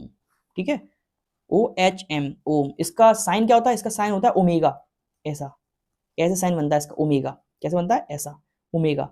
ठीक है, इसकी रेजिस्टेंस की ऐसा यूनिट एक और होती है, इसको बोलते हैं हम वोल्ट पर एम्पियर। वोल्ट पर एम्पियर क्यों बोलते हैं, क्योंकि देखो V अपॉन आई होता है इसका फॉर्मूला, V यानी पोटेंशियल डिफरेंस, पोटेंशियल डिफरेंस की ऐसा यूनिट वोल्ट, और करंट की ऐसा यूनिट एम्पियर, तो वोल्ट पर एम्पियर, रेजिस्टेंस की ऐसा यूनिट हो गई। ठीक है, चलो अब एक क्वेश्चन और अराइज होता है कि डिफाइन 1 ओम, 1 ओम डिफाइन करो। तो कैसे करोगे 1 ओम डिफाइन, तो कर लेना, मैंने जैसे 1 एम्पियर सिखाया था उसी तरीके से 1 ओम होगा। 1 ओम में क्या करोगे, 1 ओम रख दोगे यहाँ पे, 1 वोल्ट कर दोगे, यहाँ 1 एम्पियर कर दोगे। तो कैसे डिफाइन करोगे कि जब 1 एम्पियर का करंट 1 वोल्ट के साथ दौड़ेगा, 1 एम्पियर करंट 1 वोल्ट के साथ दौड़ेगा, तब आप बोलोगे उसमें कि उसमें रेजिस्टेंस होगा 1 ओम का, उसमें रेजिस्टेंस होगा 1 ओम का। समझ में आ रहा है आपको। ठीक है, अब थोड़ा सा इसमें एक छोटी छोटी चीजें और लिखी है, फैक्ट वो सुन लो कि जो कंडक्टर होता है, कंडक्टर के लिए रेजिस्टेंस का वैल्यू होता है कम, रेजिस्टेंस कम होता है, लो होता है। क्यों होता है, क्योंकि conductor is a good conductor of electricity, conductor में बहुत अच्छे से इलेक्ट्रिसिटी फ्लो होती है, और अगर यहाँ पर अच्छे से इलेक्ट्रिसिटी फ्लो हो रही है, इसका मतलब वहां पे क्या है, रेजिस्टेंस कम है, तो इसलिए कंडक्टर के लिए रेजिस्टेंस की वैल्यू लो होगी। इंसुलेटर के लिए रेजिस्टेंस की वैल्यू बहुत हाई होगी, क्योंकि इंसुलेटर क्या करता है, करंट को तो रोकता है वो इंसुलेटर, करंट वहां फ्लो तो होता ही नहीं है, और जब करंट फ्लो नहीं होगा इसका मतलब रेजिस्टेंस बहुत हाई है। ठीक है, और अलॉय के लिए क्या होता है, अलॉय जो होता है उसका रेजिस्टेंस जो होता है वो इंसुलेटर से कम होता है, लेकिन कंडक्टर से ज्यादा होता है। इंसुलेटर से रेजिस्टेंस उसका कम होता है और कंडक्टर से ज्यादा होता है। ये होता है अलॉय के बारे में। ठीक है, ये हो गया फैक्ट। अच्छा, जिस प्रकार आपने 1 एम्पियर डिफाइन किया, 1 एम्पियर डिफाइन किया और 1 ओम डिफाइन किया, उसी प्रकार आपको 1 वोल्ट भी डिफाइन करना है, 1 वोल्ट भी डिफाइन करना है। 1 वोल्ट कैसे डिफाइन करोगे, कैसे करोगे 1 वोल्ट डिफाइन, कहाँ गया, ये था। तो कैसे करोगे डिफाइन, जब 1 जूल का वर्क डन, 1 जूल का वर्क डन देना पड़े 1 कूलम चार्ज को मूव कराने में, 1 जूल का वर्क डन देना पड़े 1 कूलम चार्ज को मूव कराने में किसी सर्किट में, तब होगा 1 वोल्ट। क्या होगा, 1 वोल्ट। समझ में आया, 1 वोल्ट कब होगा, जब 1 कूलम चार्ज को मूव कराने में, 1 कूलम चार्ज को मूव कराने में 1 जूल का वर्क डन देना पड़ रहा है। 1 कूलम चार्ज को एक जगह से दूसरी जगह मूव कराने में 1 जूल का वर्क डन देना पड़ रहा है, उस टाइम पे होगा 1 वोल्ट। ठीक है, मैं आशा करता हूं आप सबको समझ में आ रहा होगा। ठीक है, चलो कहाँ थे हम, अभी देखो, अब डिफरेंस देख लो, एक रजिस्टर और रेजिस्टेंस में क्या डिफरेंस होगा। रजिस्टर क्या है, रजिस्टर एक ऑब्जेक्ट है, रजिस्टर क्या है, एक ऑब्जेक्ट है। लेकिन रेजिस्टेंस क्या है, रेजिस्टेंस उसकी प्रॉपर्टी है, रेजिस्टेंस क्या है, उसकी प्रॉपर्टी है। समझ रहे हो, रजिस्टर एक ऑब्जेक्ट है ऑफ सब conducting material having resistance of a desired value, यानी कि एक रजिस्टर होगा, जैसे छोटा रजिस्टर है तो उसमें उतनी ही वैल्यू का रेजिस्टेंस होगा। ठीक है, और बड़ा रजिस्टर है तो उसमें उतनी ही वैल्यू का क्या होगा, रेजिस्टेंस होगा। ठीक, रेजिस्टेंस क्या होता है, रेजिस्टेंस इलेक्ट्रिकल प्रॉपर्टी है कि वो करंट को कितना फ्लो, करंट के कितने फ्लो को रोके, करंट के कितने फ्लो को रोक सके, वो उसकी प्रॉपर्टी है। समझ रहे हो, ये होता है डिफरेंस इन दोनों के बीच में। ये मैं क्यों पूछ रहा हूँ, ये मैं क्यों समझा रहा हूँ, क्योंकि ये सीबीएसई में आ चुका है इन दोनों के बीच का डिफरेंस। ठीक है, ये कुछ क्वेश्चंस है, ये कुछ क्वेश्चंस लेके आया हूँ, ये आप लोग सॉल्व करो। बाकी अगर आप चाहो तो मैं आपको बता देता हूँ सॉल्व कैसे करना है, देख लो। चलो क्वेश्चन ये है, कैलकुलेट करना है अमाउंट ऑफ वर्क डन, यानी कि W निकालना है, वर्क डन निकालना है, जिसमें आपको चार्ज दे दिया गया है 4 कूलम का, 4 कूलम का चार्ज दे दिया गया है, और इसमें वोल्टेज दे दी गई है आपको 100 वोल्ट की। 100 वोल्ट की वोल्टेज दी गई है एक पॉइंट पे और दूसरे पॉइंट पे कितनी दी गई है 120 वोल्ट की। तो इसको सॉल्व कैसे करोगे? तो मैं आपको सॉल्व करना बताता हूँ कैसे करोगे आप। देखो इसको अपन यहाँ सॉल्व कर रहे हैं। इसमें क्या लिखा है? इसमें आपको चार्ज दिया गया है कितना? 4 कूलोम का, 4 कूलोम का चार्ज दिया गया है। और जो वोल्ट दिया गया है, वोल्ट दिया गया है आपको, एक एंड पे दिया है 120 और दूसरे एंड पे दिया है 100। तो उसको पहले क्या करोगे आप? नेट निकालोगे, यानी 120 में से 100 माइनस करोगे तो नेट निकल आएगा। नेट निकाल कितना आएगा? 20 वोल्ट का आएगा। 20 वोल्ट आएगा। अब यहाँ से निकाल लो आप वर्क डन निकाल लो आप। कैसे निकालोगे? V इक्वल टू क्या होता है? W upon Q। अभी थोड़ी देर पहले किया ना। तो यहाँ से वर्क डन क्या होगा? V into Q. तो work done equal to V कितना है? V कितना है? 20 और Q कितना है? 4। इसको सोल्व करो। W कितना है आंसर? 80 जूल का आ गया आंसर। बस यही आंसर है। ठीक है, समझ गए? चलो अब इसी तरीके से ये वाला क्वेश्चन है कि how much current does an electric heater draw from 120 volt, यानी कि कितना करंट फ्लो, यानी इसमें आई बताना है आपको। क्या बताना है? आई बताना है। आई पूछा है। इसको हटा देते हैं। ठीक है, तो जगह नहीं बचेगी अपने पास। इसको नोट कर लेना अच्छे से।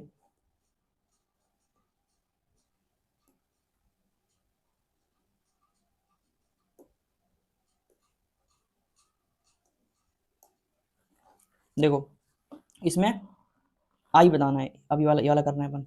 इसमें आई बताना है। इसमें दिया क्या है? इसमें वी दिया है आपको। कितना दिया है? वी 220 वोल्ट का।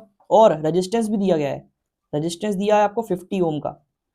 ये क्वेश्चन ओम्स लॉ से रिलेटेड है। तो हमें पता है ओम्स लॉ कहता है कि V equal to I R. According to Ohm's law, V is equal to I R. V equal to I R होता है। तो यहाँ से आई निकालेंगे तो आई इक्वल टू हो जाएगा वी अपॉन आर। तो वी कितना है? 220 और आर कितना है? 50। इसको सॉल्व करो, आंसर आ जाएगा। इसको जब आप सॉल्व करोगे तो आई इक्वल टू निकल के आएगा आपका 4.4 एम्पियर।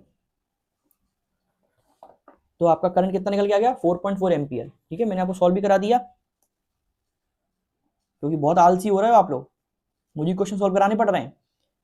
और आलस नहीं, आपके अंदर आलस नहीं है तो उसको पोस्ट करके फिर सॉल्व करते। चलो कोई बात नहीं, गुस्सा नहीं होते। और क्वेश्चन करेंगे अपन आगे। अब और क्वेश्चन करेंगे। जैसे अपन इलेक्ट्रिसिटी चैप्टर खत्म हो जाएगा, अपन क्या करेंगे? इलेक्ट्रिसिटी चैप्टर खत्म करने के बाद अपन इसकी एनसीईआरटी क्वेश्चन कर लेंगे, क्योंकि मैं एक एक क्वेश्चन इसका कराना चाहता हूँ एनसीईआरटी का, क्योंकि बहुत इंपॉर्टेंट क्वेश्चन है। सारे अलग अलग पैटर्न के क्वेश्चन है सभी।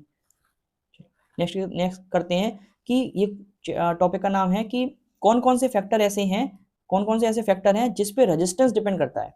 कौन कौन से ऐसे फैक्टर हैं जिस पे रेजिस्टेंस डिपेंड करता है, देख लेते हैं। तो रेजिस्टेंस जो होता है वो लेंथ ऑफ द कंडक्टर पे डिपेंड कर रहा है। रेजिस्टेंस जो है वो लेंथ ऑफ द कंडक्टर पे डिपेंड करता है। यानी कि अगर आप किसी वायर का लेंथ बढ़ा दो, तो रेजिस्टेंस बढ़ रहा है। किसी वायर का लेंथ बढ़ा दो तो रेजिस्टेंस बढ़ रहा है। समझ रहे हो? अच्छा, एक चीज और मैं आपको बताता हूँ। जैसे कि आपके घरों में चार्जर होते हैं, मोबाइल के चार्जर होते हैं, उसकी जो लीड होती है, उसकी यूएसबी लीड होती है, वो आप नोटिस करना, अगर आपने बड़ी लीड दी है तो आप क्या देखोगे? उसमें रेजिस्टेंस ज्यादा होगा, क्योंकि वायर बढ़ा दिया, लेंथ बढ़ गई तो रेजिस्टेंस ज्यादा, तो करंट कम पास होगा।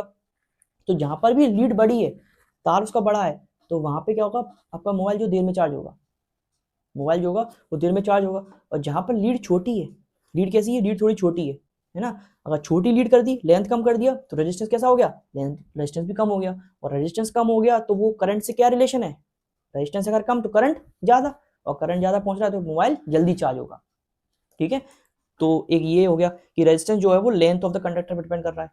दूसरा, रेजिस्टेंस जो है वो इनवर्सली प्रोपोर्शनल है क्रॉस सेक्शन एरिया के क्रॉस सेक्शन एरिया। मतलब देखो, जैसे ये कंडक्टर है, एक कंडक्टर बनाया हमने, ये कंडक्टर बनाया और एक ये कंडक्टर बनाया, तो इसका एरिया आप देखो, इसका एरिया ज्यादा है ना। इसका एरिया ज्यादा है तो उसमें करंट जो होगा वो ज्यादा पहुंचेगा, ज्यादा अंदर घुसेगा, जाएगा ज्यादा करंट। अगर एरिया ज्यादा है तो ज्यादा करंट जाएगा, और ज्यादा करंट जा रहा है तो रेजिस्टेंस कम हो रहा है। यानी कि एरिया ज्यादा तो रेजिस्टेंस कम, एरिया ज्यादा तो रेजिस्टेंस कम, क्योंकि आपस में इनवर्सली प्रोपोर्शनल है। और ये देखो ये वाला जो वायर है इसका जो एरिया है वो कैसा है, कम है, इसका एरिया कम है, और एरिया कम है तो करंट थोड़ा थोड़ा जाएगा, थोड़ा थोड़ा जाएगा करंट, और थोड़ा थोड़ा अगर करंट जा रहा है, थोड़ा थोड़ा करंट अगर जा रहा है, इसका मतलब रेजिस्टेंस हाई है। तो यहाँ पर भी एरिया कम कर दिया, एरिया अगर कम कर दिया तो रेजिस्टेंस कैसा हो गया, ज्यादा हो गया। समझ रहे हो, मैंने आपको प्रैक्टिकली करके दिखा दिया इसमें, है ना, मतलब प्रैक्टिकल मैंने बोल के किया है, आप उसमें इमेजिन करो बस। तो ये दो टर्म समझ में आ गए कि रेजिस्टेंस जो होता है वो डायरेक्टली प्रोपोर्शनल है लेंथ के, और रेजिस्टेंस जो है वो इनवर्सली प्रोपोर्शनल है किसके, एरिया ऑफ क्रॉस सेक्शन के। तो जब इन दोनों इक्वेशनों को हमने प्लस किया, इन दोनों इक्वेशन को ऐड किया, तो रेजिस्टेंस जो होगा वो डायरेक्टली प्रोपोर्शनल होगा लेंथ अपॉन एरिया, ये हो गया। और हमें पता है जब भी हम डायरेक्टली प्रोपोर्शनल का साइन हटाते हैं, जब भी हम प्रोपोर्शनैलिटी का साइन हटाते हैं तो क्या करते हैं, एक इक्वल टू का साइन आता है, और इक्वल टू का साइन आने के साथ साथ एक क्या आता है, एक कांस्टेंट आता है। तो यहाँ पर कांस्टेंट क्या है, यहाँ पे कांस्टेंट ये पी नहीं है, यहाँ पे कांस्टेंट है रो। रो मतलब तुम मत रो मतलब ये सिंबल का नाम है रो, RHO। इस रो को बोलेंगे रेजिस्टिविटी, इस रो को बोलते हैं रेजिस्टिविटी, ठीक है। क्या बोलते हैं, resistivity. Resistivity is a constant which increase और decrease the value of resistance. Resistivity एक कांस्टेंट वैल्यू है जो क्या करता है, ये इंक्रीज और डिक्रीज होती रहती है रेजिस्टेंस की वैल्यू पर, यानी कि रेजिस्टेंस जैसे बढ़ता जाएगा तो रेजिस्टिविटी बढ़ती जाएगी, रेजिस्टेंस कम होता जाएगा तो रेजिस्टिविटी भी कम होती जाएगी, ठीक है। और ये किस पर डिपेंड करती है, ये सिर्फ डिपेंड करती है नेचर ऑफ द मटेरियल पे, यानी कि जो मटेरियल है, जो वायर का मटेरियल है उस पर डिपेंड करती है, उसके नेचर पर डिपेंड करती है रेजिस्टिविटी, ठीक है। समझ में आया आपको। रेजिस्टिविटी का दूसरा नाम स्पेसिफिक रेजिस्टेंस भी होता है, रेजिस्टिविटी का दूसरा नाम स्पेसिफिक रेजिस्टेंस भी होता है। रेजिस्टिविटी की ऐसा यूनिट होती है ओम मीटर। क्या होती है, ओम मीटर। सर ये ओम मीटर क्यों होती है, तो मैं आपको बताता हूँ ओम मीटर क्यों होती है, अभी रुक जाओ। देखो जैसे कि रेजिस्टेंस इक्वल टू अपन ने क्या निकाला, रेजिस्टेंस इक्वल टू निकाला रेजिस्टिविटी लेंथ अपॉन एरिया। यहां से अगर रेजिस्टिविटी निकालेंगे तो रेजिस्टिविटी कैसे निकालेंगे, ये एरिया ऊपर पहुंच जाएगा इसके, तो रेजिस्टेंस इंटू एरिया और ये लेंथ नीचे आ जाएगी। समझ रहा, कोई दिक्कत इसमें। अच्छा रेजिस्टेंस की ऐसा यूनिट क्या होती है ओम, एरिया की मीटर स्क्वायर और लेंथ की मीटर, ठीक है। इस मीटर से एक ये मीटर गया तो क्या बचा ओम और मीटर, तो इसीलिए रेजिस्टिविटी की ऐसा यूनिट होती है ओम मीटर। क्या होती है, ओम मीटर, ठीक। आई होप आपको समझ में आ रहा हो। अब आराम से पढ़िए, जैसे कि ये जो वीडियो लंबी होती जा रही है आप थोड़ा थोड़ा करके पढ़िए, जैसे कि आप 5-10 मिनट का ब्रेक ले आइए। अब मुझे तो पढ़ाना ही है, मैं क्या ब्रेक लूँगा, आप तो आराम से थोड़ा सा वीडियो पोस्ट कर दो, 5 मिनट का 10 मिनट का ब्रेक ले आओ, फिर आके फिर से लग जाओ, ठीक है। चलो, और अगर आप मेरे साथ साथ कंटिन्यू पढ़ रहे हो तो फिर आप सल्यूट है आपको। इसके बाद ये देख लेते हैं कुछ फैक्ट कि जो कंडक्टर के लिए और एलॉय के लिए, रेजिस्टिविटी जो होती है कैसी होती है, बहुत कम होती है। कंडक्टर और एलॉय के लिए रेजिस्टिविटी कैसी होती है, बहुत कम होती है। और इंसुलेटर जैसे कि रबड़, इसके लिए रेजिस्टिविटी कैसी होती है, बहुत हाई होती है। कैसी होती है, बहुत हाई होती है। एक तो ये सेट नहीं हो पा रहा है, अब ठीक है। इंसुलेटर जैसे कि रबड़, इसके लिए क्या होती है, इसकी रेजिस्टिविटी होती है हाई, ठीक है। चलो अब कुछ फैक्ट देख लो। फैक्ट्स क्या कहते हैं कि फैक्ट ये है कि आपके एनसीईआरटी की थे तो मैंने यहाँ लिख दिए कि एलॉय जो होता है वो ऑक्सीडाइज नहीं होता है। अच्छा एक क्वेश्चन है, इसको पढ़ाने से पहले एक क्वेश्चन पूछता हूँ कि जो एलॉय होता है उसको क्यों यूज करते हैं हम इलेक्ट्रिकल हीटिंग डिवाइसेस में। एलॉय जो होता है उसको हम यूज क्यों करते हैं इलेक्ट्रिकल हीटिंग डिवाइसेस में, तो उसका आंसर ये है कि एलॉय को हम इलेक्ट्रिकल हीटिंग डिवाइसेस में इसलिए यूज करते हैं क्योंकि एक तो वो इजिली ऑक्सीडाइज नहीं होता है, ऑक्सीडाइज बोले तो बर्न नहीं होता है, इजिली जलता नहीं है, चाहे कितना भी हाई टेम्परेचर दे दो वो इजिली जलेगा नहीं। तो एक तो ये रीजन है कि वो हम यूज करते हैं इलेक्ट्रिकल डिवाइसेस में, इलेक्ट्रिकल जो डिवाइसेस होते हैं, हीटिंग डिवाइसेस होते हैं उनमें यूज करते हैं। जैसे कि इलेक्ट्रिकल आयरन हो गया, जो इस्त्री होती है प्रेस करते हैं वो होता है, टोस्टर हो गया। यहाँ पर ये जो बनते हैं ना, इसके एलिमेंट्स जो बनते हैं, एलिमेंट होते हैं वो बनते हैं किसके, वो एलॉय के बनते हैं। क्यों बनते हैं, क्योंकि इसकी जो कैपेसिटी होती है जलने की वो बहुत हाई होती है, यानी कि हाई इसकी हीटिंग कैपेसिटी है, वो हाई टेम्परेचर को भी झेल जाता है, ठीक है। चलो आगे देख लेते हैं। आगे ये बोला गया एक और क्वेश्चन, इसमें एक और फैक्ट है कि जो टंगस्टन होता है उसको फिलामेंट में यूज करते हैं बल्ब के फिलामेंट का मतलब ये जो बल्ब होता है, आप बल्ब देखते हो इस तरीके का बल्ब बनता है, तो यहाँ पे आप ऐसे तार जैसा देखते होगे, अब तो खैर ऐसे बल्ब नहीं आते, मतलब आते हैं, मतलब अब हम ज्यादा यूज नहीं करते, अब तो हम एलईडी पे आ गए, एलईडी पे शिफ्ट हो गए हैं। लेकिन जब पहले ऐसे आते थे 100 वाट के, 200 वाट के, 100 वाट के, 200 वाट के, 0 वाट के, इस तरीके से बल्ब आते थे, पहले आते थे। तो उसमें ऐसा लगा होता था, ऐसा ऐसा, ये जो तार देखते हो, इस तार को बोलते हैं फिलामेंट। क्या बोलते हैं? फिलामेंट। ये जो फिलामेंट होते हैं ये बनते हैं टंगस्टन के।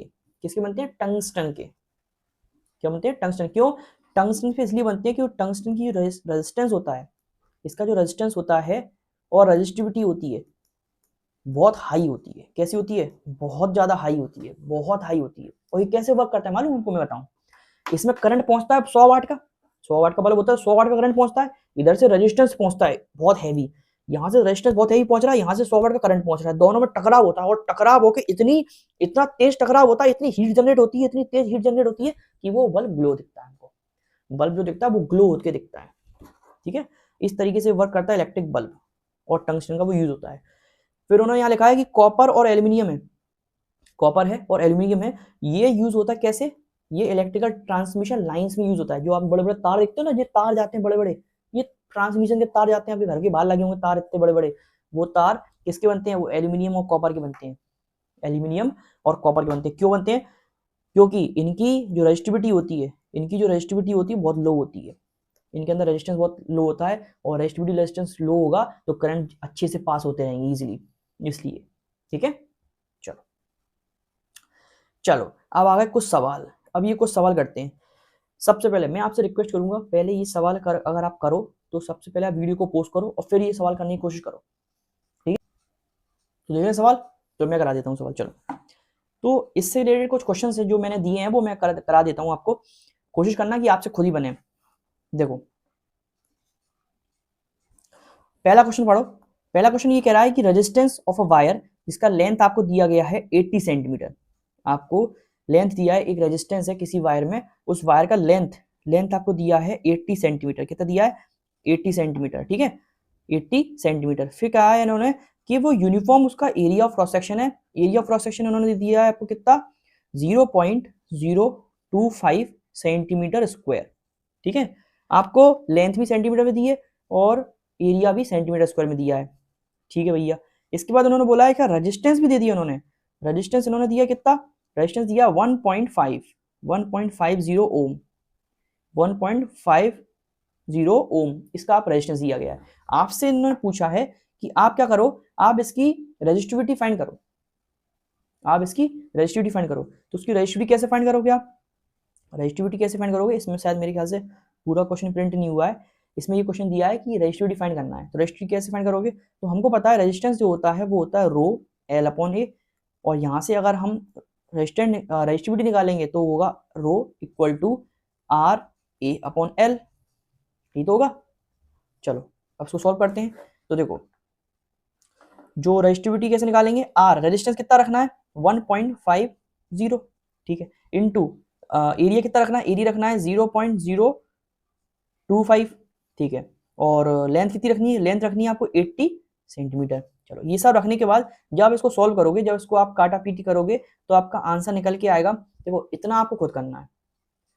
आप मेरे से ये एक्सपेक्ट मत करो कि मैं सॉल्यूशन भी करूंगा, मतलब कैलकुलेशन भी करूंगा, क्योंकि इतना तो आप कर सकते हो ना, 10th में आ गए हो। अगर मैं ये भी करके दिखा दूंगा तो फिर आप ही क्या करोगे? थोड़ा सा कॉपी पेन उठाओ और इसको सॉल्यूशन इसका सॉल्व करो। मैं अभी नहीं कर रहा हूँ, मैं भी रुका हूँ, आप वीडियो पोस्ट करो, मैं रुका हुआ हूँ। इसका आंसर मैं सीधे लिखूंगा, मैंने तो सॉल्व कर लिया, मैं इसका आंसर सीधे लिख दूंगा। आप उसको सॉल्व करो, पहले मल्टीप्लाई करो और उसका आंसर बताओ। ठीक है, मैं इसका आंसर लिख रहा हूँ। आंसर इसका होगा 0.00469 ओम सेंटीमीटर। ओम सेंटीमीटर। सर आपने ओम सेंटीमीटर क्यों लिखा, जबकि रेजिस्टिविटी तो आपने पढ़ाया था ओम मीटर होता है? ओम मीटर होता है, लेकिन यहाँ पर लेंथ भी सेंटीमीटर दिया है और एरिया भी सेंटीमीटर में दिया है, इसलिए हमने ओम सेंटीमीटर लिख दिया। ठीक है, ये आपकी रेजिस्टिविटी निकल के आएगी। समझ आया आपको? तो ऐसे करना था आपको वाला क्वेश्चन। अब नेक्स्ट क्वेश्चन में देखते हैं। नेक्स्ट क्वेश्चन क्या है? नेक्स्ट क्वेश्चन क्या कह रहा है? नेक्स्ट क्वेश्चन ये कह रहा है कि कैलकुलेट करना है आपको रेजिस्टेंस, आपको आर बताना है, रेजिस्टेंस बताना है आपको एक किलोमीटर लंबा लॉन्ग क्या दिया है आपको? कॉपर का वायर दिया है। क्या दिया है? कॉपर का वायर दिया है आपको, जिसकी रेडियस दी है 1 mm। रेडियस दी है 1 mm, सबसे पहले mm को मीटर में कन्वर्ट करोगे, ठीक है, ध्यान रखना, mm इसमें दिया है, रेजिस्टिविटी आपको दे दी, इसकी रेजिस्टिविटी दे दी, रेजिस्टेंस निकालना है, तो पहले वीडियो को करो पॉज और क्वेश्चन करो सॉल्व, ठीक है। चलो मैं करता हूँ तब तक सॉल्व। पहले लिखेंगे हम गिवन, सबसे पहले क्वेश्चन करने से पहले हम लिखते हैं given.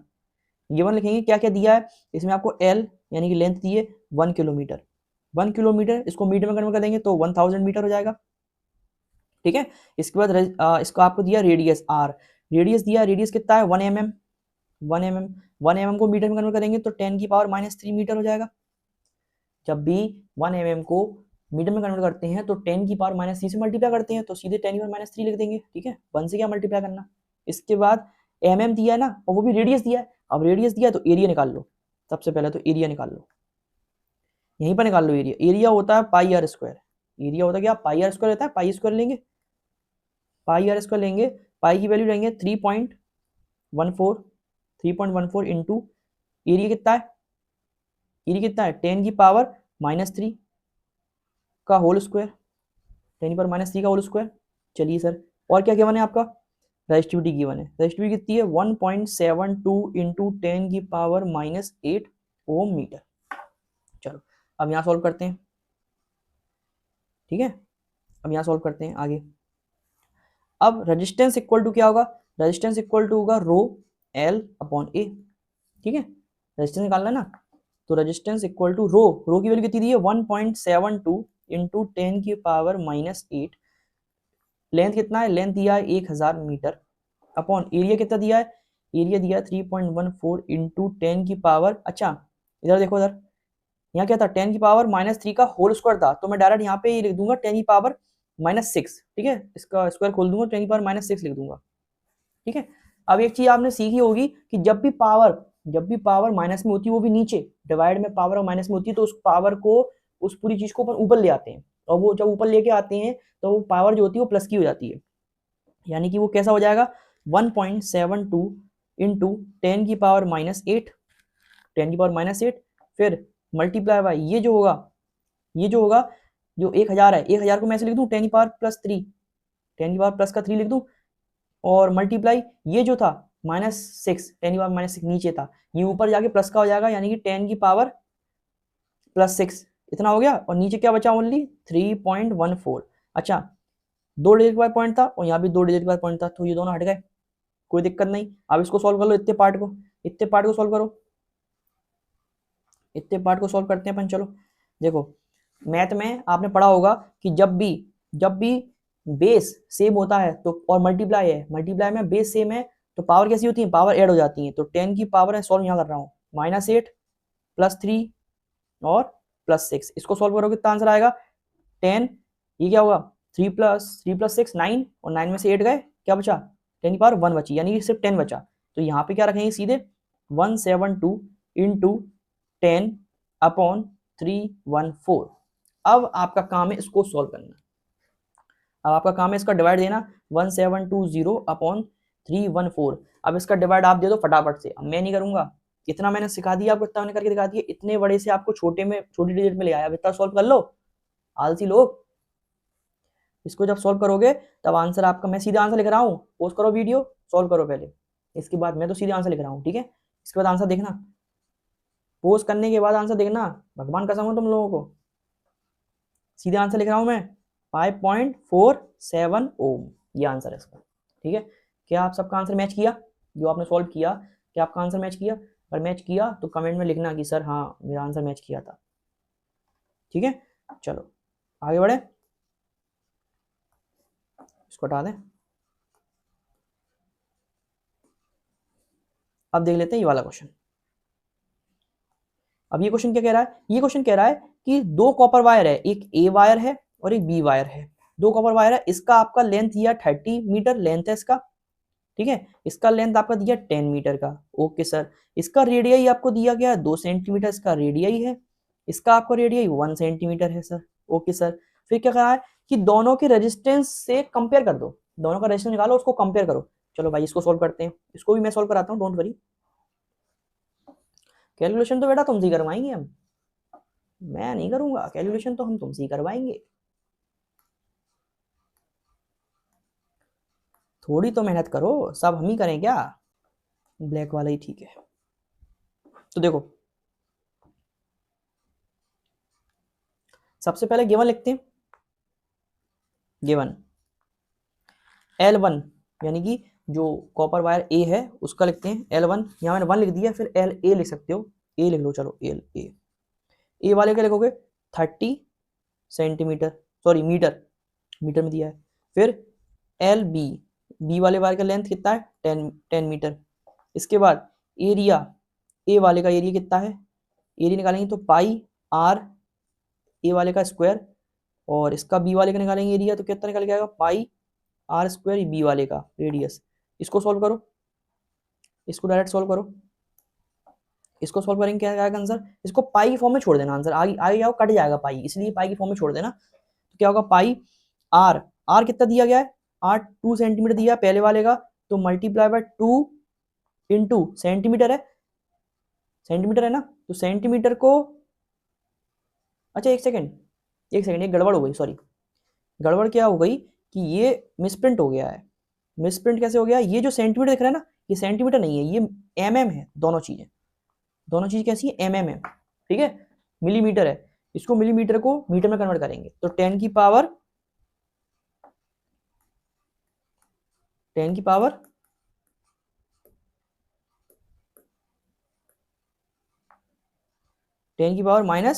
3 metre square, 10⁻³ metre square. Same यहाँ पे करेंगे तो पाई इंटू ये क्या हो जाएगा, इसका दिया 1, यानी कि 1 इंटू 10⁻³ मीटर स्क्वायर, ये आ गया एरिया। चलो आगे, अब दोनों को कंपेयर करना है ना, दोनों के इसका जो दोनों का रेजिस्टेंस है उसको कंपेयर करना है, तो R1/R2 करते हैं सीधे सीधे, या फिर RA/RB करते हैं सीधे सीधे, यहीं पर ही RA/RB करेंगे तो क्या होगा, RA यानी कि रो, देखो मटेरियल सेम है, और मटेरियल सेम है तो रेजिस्टिविटी सेम होगी, यानी कि R कॉपर दोनों वायर है ना, कॉपर के वायर है, मटेरियल सेम है ना दोनों का, तो रेजिस्टिविटी सेम होगी, तो rho LA upon A upon rho LB upon AB, ठीक है। अब इसको सॉल्व करना है अपन आगे, ये रेजिस्टिविटी से रेजिस्टिविटी कट गई, ठीक है, और जब इसको सॉल्व करेंगे तो हमको पता है जब जैसे 1/2 है और फिर एक और स्लैश लगा हुआ है, फिर नीचे लिखा है, क्या लिखा है, फिर लिखा है 2/3, तो हमको पता है जब मैथ हमने पढ़ी है क्या होता है, दोनों नीचे वाले जो होते हैं वो घूम के ऊपर आ जाते हैं, यानी कि LA अपॉन ए होगा मल्टीप्लाई ये वाला जो होगा, ये जो होगा ये घूम के ऊपर पहुंच जाएगा, तो उल्टा हो जाएगा घूम के, यानी कि AB ऊपर पहुंच जाएगा और ये LA LB नीचे आ जाएगा। इतना तो पता होगा ना, इतनी मैथ तो आती होगी बेटा, अब इतनी नाक मत कटा देना कि सर हमें ये भी नहीं आती। चलो इसको आगे सॉल्व करें, L कितना था, L था 30 मीटर, इंटू एरिया कितना निकाला था पाई इंटू 10⁻³ 10⁻³ का होल स्क्वायर था, ठीक, अपॉन ये कितना था 10 मीटर, अच्छा मीटर क्यों लिख रहे हैं अपन, चलो लिख देते कोई बात नहीं, 10 मीटर पाई ब्रैकेट में था 2 इंटू 10⁻³ का स्क्वायर। एक काम करते हैं इन दोनों का सेम तरीके से लिख देते हैं, नहीं तो तुम लोगों को कंफ्यूजन होगा, हटाओ उसको, फिर से लिखते हैं,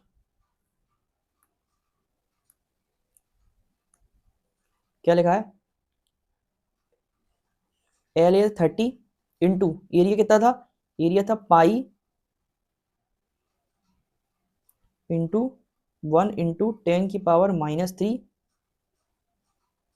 का whole square, pi R square था, यहाँ पे होल स्क्वायर चढ़ेगा, ठीक है, अपॉन यहाँ था 10 इंटू पाई 2 इंटू 10⁻³ का होल स्क्वायर, ठीक है, इतना तो कोई दिक्कत नहीं है ना, इस 0 से ये 0 चला गया, ये पाई से ये पाई चला गया, ठीक है। आगे आगे सॉल्व कर रहे हैं, क्या बच रहा है, यहां बच रहा है सिर्फ RA/RB, RA/RB इक्वल टू क्या बच रहा है, यहाँ पर ऊपर बच रहा है 3 इंटू 10 की पावर, इसको जो पावर जो है क्या है, स्क्वायर चढ़ाया ना, तो सीधे लिख दे -6 अपॉन यहाँ पे क्या है 4, क्या बच रहा है 4, क्योंकि ये पावर है, इसका मल्टीप्लाई भी होगा तो 4 इंटू 10 की पावर -6, तो ये चला गया 10 की पावर -6 चला गया, तो क्या बच रहा है R A upon R B, क्या होगा 3/4, क्या बचता है 3/4, यानी कि आर ए रेजिस्टेंस ए वाले का कितना निकल के आ गया 3 ओम, और रेजिस्टेंस बी वाले का निकल के आ गया 4 ओम। तो कंपेयर करेंगे, कंपेयर करने में कैसा आएगा, कंपेयर करने में ये आएगा कि रेजिस्टेंस ए वाला जो है वो छोटा है किससे, रेजिस्टेंस बी वाले से, तो ये आंसर आएगा आपका।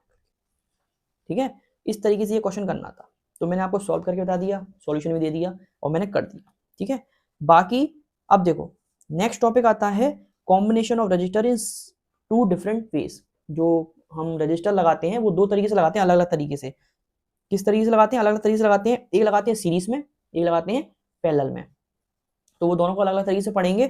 तो मैं ये सोच रहा हूँ कि वीडियो अपनी हो गई 1 घंटे की, तो हम इस टॉपिक को नेक्स्ट पार्ट में कर लें, क्योंकि इसके बाद अभी और बचा है, बहुत ज़्यादा बचा हुआ है, तो मैं सोच रहा हूँ 1-1 घंटे की वीडियो रखें, वो ज़्यादा बेटर रहेगा। अगर 2 घंटे की वीडियो रखेंगे तो आप बोर हो जाओगे, है ना। इस वीडियो को यहीं तक रखते हैं, इस वीडियो को यहीं तक रखते हैं। इसके बाद जो सीरीज कॉम्बिनेशन और पैरेलल कॉम्बिनेशन है, देन उसके बाद heating effect of electric current, then उसके बाद इलेक्ट्रिक पावर है, फिर उसके बाद एनर्जी है, इस टॉपिक्स को हम पार्ट बी में कर लेंगे। ठीक है, चलो इस वीडियो में इतना ही, और क्वेश्चन हम करते रहेंगे, डोंट वरी। जब ये कंप्लीट हो जाएगा तो जो नेक्स्ट वीडियो आएगी वो इलेक्ट्रिसिटी के क्वेश्चन आंसर्स की ही आएगी। ठीक है, डोंट वरी, चलो मिलते हैं।